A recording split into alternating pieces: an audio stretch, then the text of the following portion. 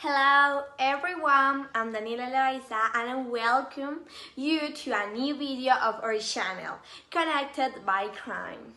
Hello, I am Valentina Rico, and today we bring you a story to well know We All Love You. So, let's start.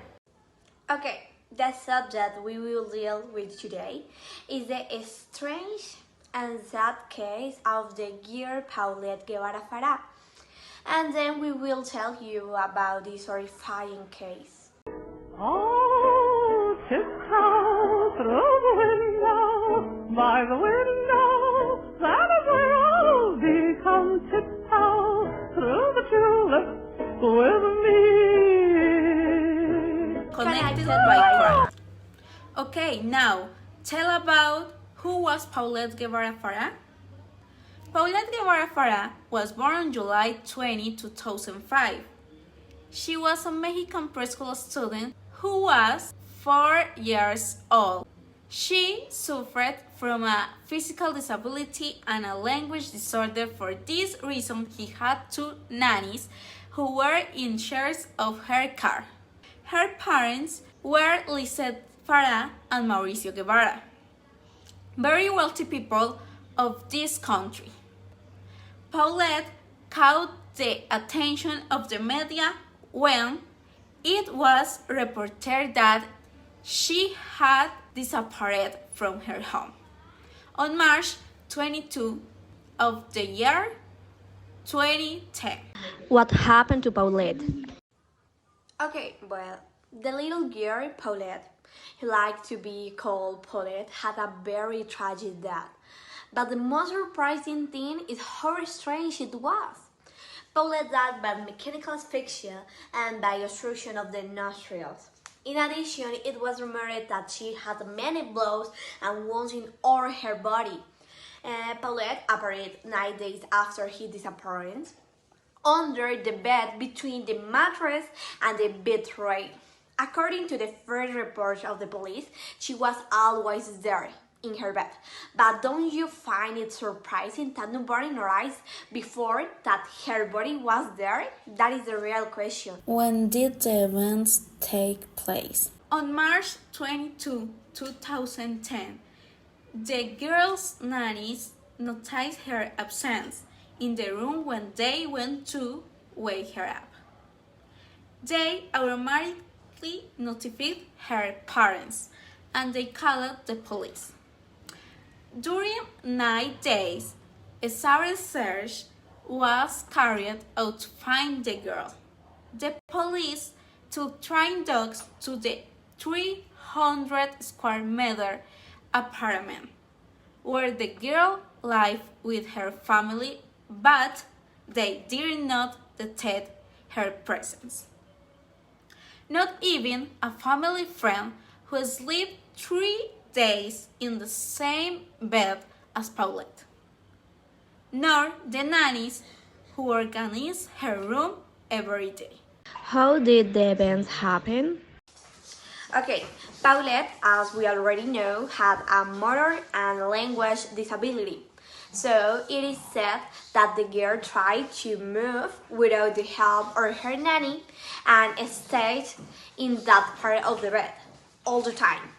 And no one could see or hear her during the 9 days she was missing.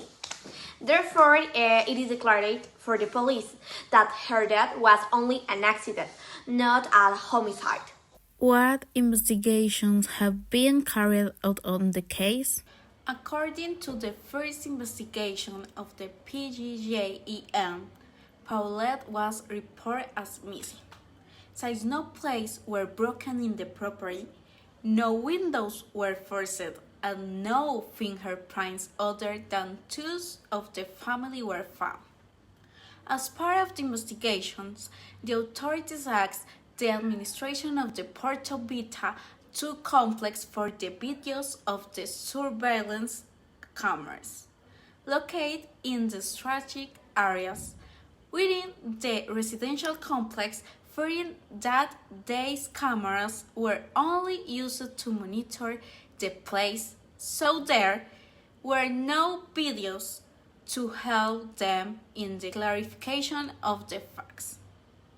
On March 29, 2012, Alberto Basbas, PGJEM prosecutor, informed that the agency in charge of the case requests arrest warrants which were authorized by the third judge of the Barrientos prison against the parents of the minor, as well as Erica and Marta Casimiro, the nannies in charge of watching over her.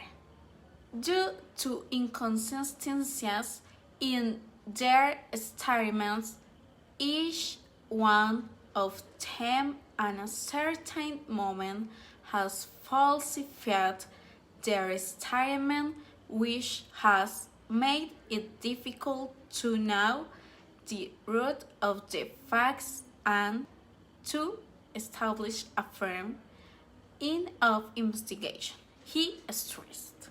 Who are the suspects?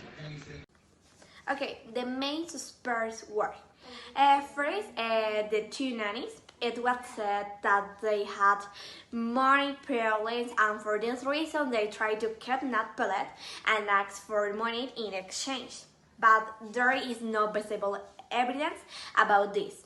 The two nannies always collaborate with the police. Second, we have Paulette's father. In some videos and interviews was seen with expression of disgust, and he remembers some situation that made him feel disgust. And third, we have Paulette's mother. Was the last person to see her alive since she put her to bed. The person who read the gestures said that she had rage and constant dissent in her words. A recording was found of her with her oldest daughter, telling her that she could not talk about Paulette. And finally, she took advantage of the whole case to get money and to get other benefits. Okay, to finish, this case for me was quite shocking because Paulette was a very young girl, only 4 years, who had a great future ahead of her. Because in spite of her disabilities, she always showed great progress. Apart from that, it is a very depressing case because it was impossible that she had been there for 9 days and that the more than 100 people who looked for her never found her. Apart from the fact that Paulette Farah and many more people slept and gave interviews in that bed. Paulette died, and with money and power they managed to manipulate so that the police case died with her. And it's horrible to know that a young girl died for bad habit or bad action of her parents. Is there evidence? What evidence? The great national and international interest in this case on social networks on the internet, authorities intensified investigations with the participation of 15 police prosecutions, 23 experts, at least 100 agents. Among the part tests performed were examinations in criminalistics, 6 polygraph examinations, 7 studies in forensic chemistry, genetic chemistry, photography, toxicology, and blood tracing. 2 reconstructions were also carried out, and collaboration letters were sent to all the prosecutors' offices in the country, municipalities, and even to international police. Thank you very much for watching this video. See you soon for another opportunity.